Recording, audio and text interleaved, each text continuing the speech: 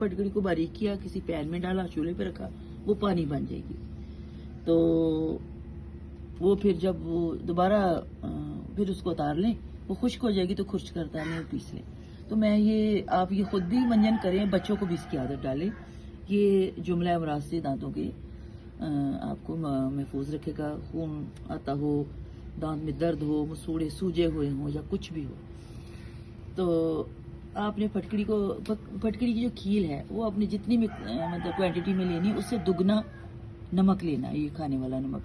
बस इसको बारीक दोनों को पीस के कपड़ छान कर लें और किसी मतलब महफूज डबिया में डाल के थोड़ा सा सरसों का तेल मिला के इसकी पेस्ट बना लें। अब अगर दांत दर्द हो तो दांतों में मिलें, और मसूड़ों में खून आता हो या मसूड़ी सूजी हो तो आहिस्ता आहिस्ता उंगली के साथ इन पर मिलें। फिर 20 मिनट तक लगा रहने दें और ऐसे मुंह ढीला करके मतलब वॉश बेसिन पे खड़े हो जाएं और